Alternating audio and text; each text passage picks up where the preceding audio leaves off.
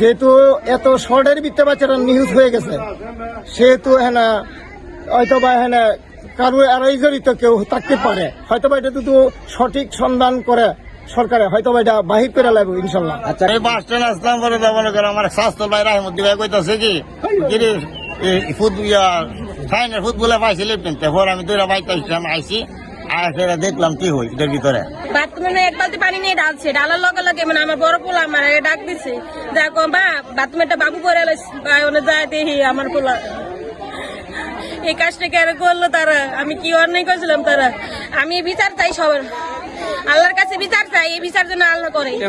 আমার পোলার গায়ে যে গেঞ্জি আসলো সেই গেঞ্জি পোলার গায়ে ফিন্দানো, আমার ঘুমের বাচ্চা নিয়ে বাথরুমের ভিতরে নিয়ে ফেলাই দিছে।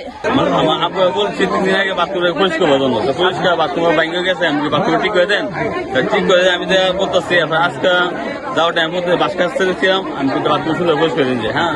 তারপরে আমি গাড়ি দিয়েছি, পরে আমি আমার ফোন দিয়েছি, স্যার তো পাওয়া গেছে, আমি কই পাওয়া গেছে বাথরুমের ভিতরে। সকালে নাস্তা খাই পরে আইসে বাথরুম ঠিক করবো, 8টা বাজাতে হ্যাঁ আইসি, 8-9টা বাজে আইসি, সেরা পরে দেখি আসছে দাদা আইসি, দাদা আয়া পরে পানি ফানি দিয়েছে, পরে আমার ফুলকো নাচন কাটা দেখছে, ট্যাঙ্কি দেখা যাচ্ছে তলে গাড়া দিছে, পরে তলে একটা উঠছে, বুঝছেন, তলে একটা উঠছে, পরে দেখতে পরে আনছে উঠতে ভালো কই যাই মোট মাথা আমার বাড়ির ভিতরে আছে, আমি কি করুম, আমার বাড়ি মানুষকে রায়তো।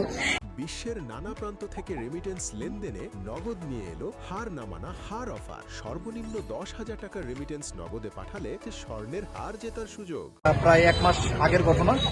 এই বাচ্চাটাকে যখন পাওয়া যাচ্ছিল না, তখন ওনারা একটা নিখোঁজ ডায়েরি করে। আমরা এটা নিয়ে এই ঘটনাস্থল পরিদর্শন করেছি অনেকবার, আমরা এটা নিয়ে কাজ করেছিলাম, আমরা এটা নিয়ে কাজ করছি এবং হোপফুলি খুব দ্রুতই এটার আমরা একটা সমাধানে পৌঁছে যেতে পারবো, যে এটার মূল ঘটনাটা উদ্ঘাটন করতে পারবো।